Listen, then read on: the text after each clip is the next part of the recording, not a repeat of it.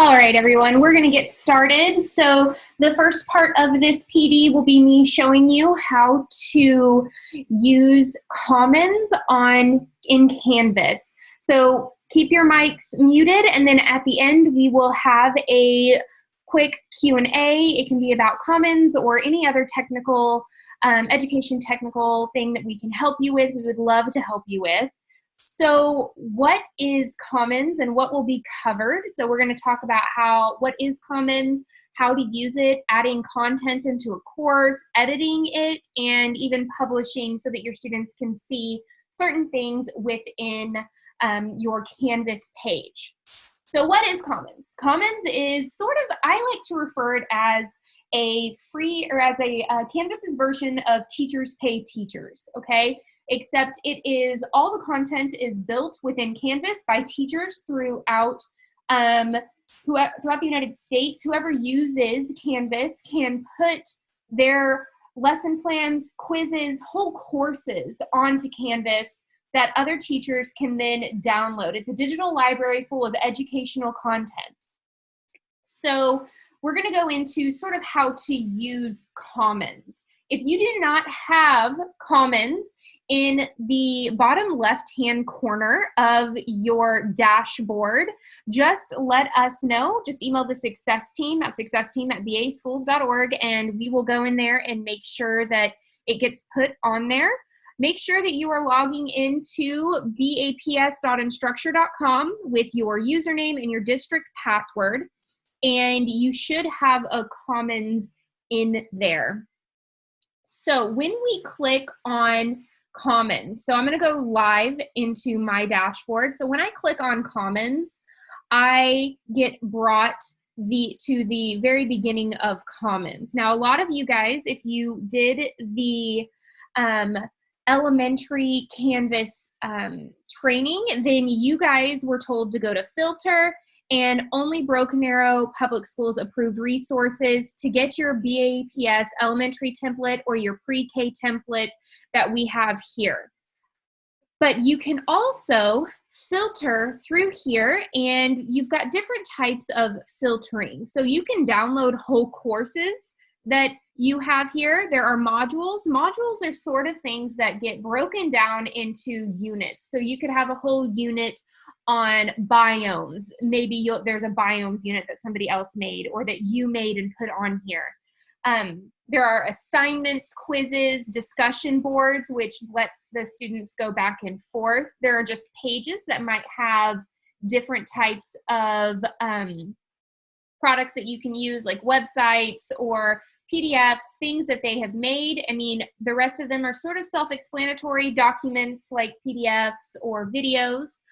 And for elementary, you guys can go and just click the grade that you teach. I would most likely click kindergarten through 5th grade, because some things get marked as kindergarten on accident and everything like that. So you can go through here and you can mark what you want. You can just say, I only want to see Broken Arrow Public Schools lessons or products, but I also do all inside here as well. And when I exit out, I can see different types of things that have been created.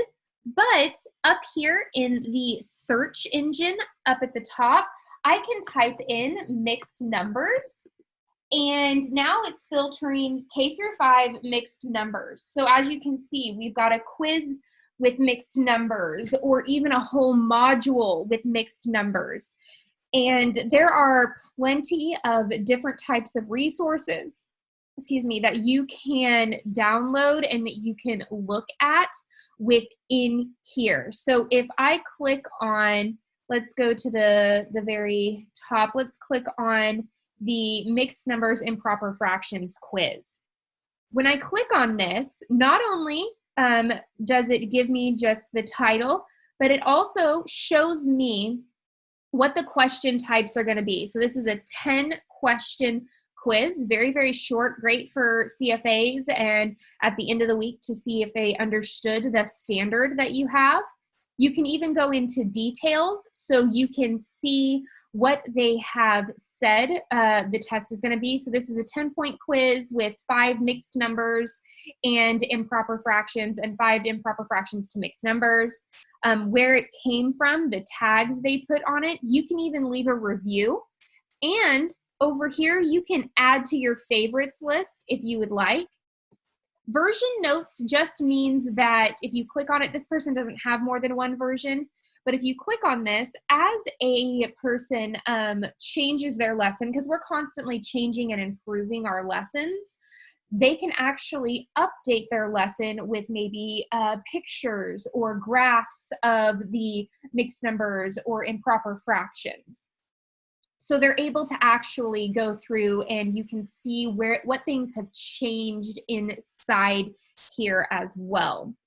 And this PowerPoint that we have created will also be available and emailed to you guys that shows you the steps on how to do this. So I just wanted to show you real quick that we are also going to share this Google Slides with you all inside here. Now, adding content to a course.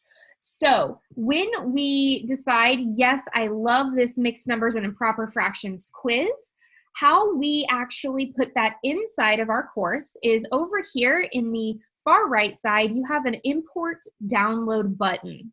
If I click on the import download button, you guys will not have as many courses as I have, but I'm going to scroll down to my Mrs. Drydale's course. So this actually has my students in it.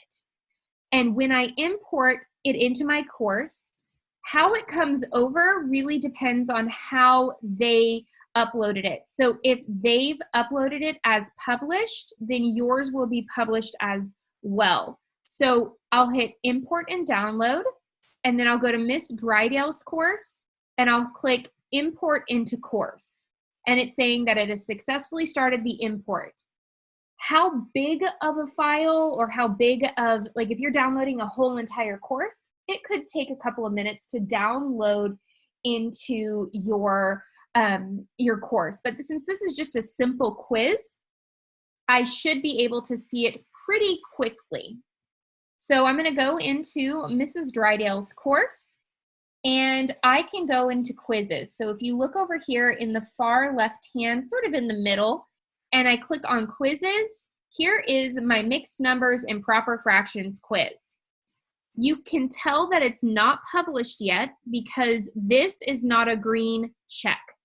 I can publish it easy from here by clicking on the circle that is marked out, and now it is published for students to be able to interact with and do.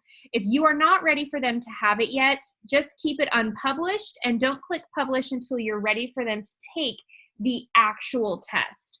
So I could come in here now. This is my copy. So that means that the copy that we took from Commons is still in there, but now I can edit this to however I want to edit it. So if I go in here, I can click edit and I can go to questions, and I can actually delete questions. I can edit the questions. There are so many different things that I can do. I can add more in here if I wanted to add more. And to make sure that the students actually get assigned this, if I scroll down, I can give it an assign to everyone and give it a due date of the April 24th. And I can just save it if I'm still editing it, or I can save and publish, and you will be able to, your students would be able to take it. So I'm just gonna hit save for right now. And then I'm gonna go back to my dashboard. I've had a lot of teachers talk about how they want to sort of play with Canvas this summer and sort of build all of their things inside of Canvas. A great way to sort of play with things before you put it in your actual course with your students is to start a sandbox course. So a sandbox course is basically a course where you're the only person in it. You can fill it with all of the things from Commons, and then you can edit it and delete it to your heart's content. And then we can show you how to simply copy something from one course to the other course. whenever you have your live students, when you're ready for certain things to be shared. So yes, you can edit and take away anything that you want. So if there was a module that you liked, so a module is like a unit or a sequence of instruction that you want your students to work through this, you could do this as a center-based. There's many different things that you can do with modules and inside Commons, and we'd love to help you if you have any questions on how to build inside of Canvas the different assignments and pages. We went over publishing, so make sure that if you don't want it to be seen, that it doesn't have a green check mark, but if you do want it to be seen, it has to have a green check mark. There's one more thing that I wanted to show you before Q&A. If you create a really awesome quiz for your whole entire team, let's say that you wanted to do a check-in quiz for your team where they just share it with all of their students, like you guys have broken down the work between each other. If I go over here to these 3 dots in the far right-hand side and I click, I can actually send this to any teacher that is within Canvas. So if I wanted to send this to my teammate, Catherine Benight, I could click Catherine, I could then do Brandon Chitty, and then I could do Jeremy Bryan. So there's my whole team, and I can actually send this to them, and it is that easy to share sort of the workload. I know that a lot of elementary teachers, when I was teaching in elementary, I had all 5 subjects at the same time. I was teaching my class all day. It would have been really nice to be able to really break down the subject matters into everybody's strengths and be able to share something like this so easily with each other. Canvas will grade the quizzes for you and automatically put them in the grade book. There's many different things that you can do with Canvas and Commons, but you can really just start diving deep into how you want to use Commons. Please go and, yes, Brandon? Courtney, I just want to jump in. Could you show either on quizzes or assignments? We had a question about differentiating assignments to different students. So giving one group of students an assignment, or modifying one assignment that goes to just a certain amount of students, and then the other students get the other assignment. So just showing that ability in the assigned to section inside of quizzes, assignments, or any of the resources inside of Canvas. Yes, I can. So inside this check-in quiz, I can hit edit, and then in the far bottom, I can assign to. So let's say that, let me go into a course that actually has multiple students. And as she's doing this, what you're going to see is you're going to see all your students listed, and you can just start typing, and you can assign just to individual students, or say that for elementary, all your kids are in the same section. So, you might want to assign 4 kids a different assignment, whether it's a reteaching or maybe it's an enrichment. Just give them an assignment. You would do that right here, and she'll show you kind of how that lookup looks. Yes. So here I am in the assign to. I would mark out of everyone, and let's say that I only wanted Brandon and Catherine to do this assignment. So now it's only going to Brandon and Catherine, and then I give it a due date of the 23rd.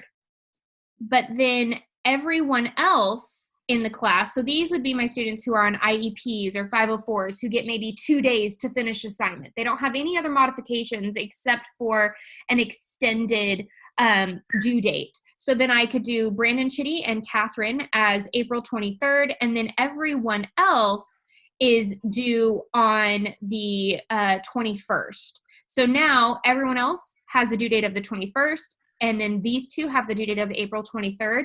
It doesn't look any different. The students do not know that so-and-so's due date is 2 days later than theirs. It just looks like, oh, we have the same assignment, we're working on the same thing, and then you would just click save And it even tells you that everyone else's due date is the 21st and that April 23rd are these 2 students' due dates. So that was a And really good question. yeah, and Dana too, if you in the same form of what she's talking about here, you could just assign this assignment to the 2 students and not everyone else. And then you can make another assignment that goes to just those students, and you would have to go through and select those. So you can create, let's say that you have 3 different students for the differentiated levels of the students in your classroom, right? So you give 10 students lesson or assignment 1, 10 students assignment 2, and 10 students assignment 3. They would all 3 have different assignments assigned to them, and they would only see that assignment inside of their Canvas. Now, what that would look like in the grade book, though, is you would have 3 columns in the grade book, and it would be gray for the students that it wasn't assigned to, and it would show a dash ready to accept a grade for the students that it was assigned to. And I want to help close out the reason we kind of showed you guys, and the last live session we did was that Canvas versus Google Classroom, and some of the feedback we got and a lot of the questions was just the fear of starting. When you see Canvas, it's just a lot of emptiness. There's not much there, and so we really wanted to show you how you can go and just take everything. I guarantee you, every content that you probably teach, you go in there and find something. And it at least gives you a starting place. You can go in and edit anything. That's the coolest thing about all of it. It's Creative Commons. So once you take it, it's yours. You can do whatever you want to it. So as a takeaway from this, when you exit this session, whether that's in a couple minutes or you hang around, please don't get off the device yet. Please go into Canvas, go to Commons, pull something in, open it up, play with it, see if it's something that you could utilize with your kids now. Obviously, we don't want to give them a new assignment, but you could give them something that could be an enrichment. Hey, kids, try this out, or whatever. If you have a couple kids you'd like to try that with, or, find something that you could start the year with next year, and put it in your course and play with it before you get off the session, so it's all fresh on your mind. So another thing is, if you ever create something that you wanted to share with someone else on Commons and not do it through the Send To, let's say that you just created an amazing unit for biomes or homonyms and homophones, you can actually click on those same 3 dots that you would click to send to someone. You could click Share to Commons. And so if I wanted to click this using Kami and I wanted to share it to Commons, it would open up my Commons and it would actually let me fill out, is this, who do I want to send this to? Do I want to send it to, public, any Canvas user, or only Broken Arrow? And I can fill all of this out, and then all of the work that I have done can then be shared to someone else. And your work will be there, and it'll say who it's by and everything like that. So you can also go through that as well. Just remember to reach out to us. We're not scary, I promise. And I promise I will not talk as fast in a one-on-one as I do on a live stream, because I really want to be respectful of all of your time. And since this is a recording, you'll be able to pause me whenever you need to pause. But if you want to have a one-on-one, just email us, and we'd love to be able to sit down and really answer any questions that you have for us.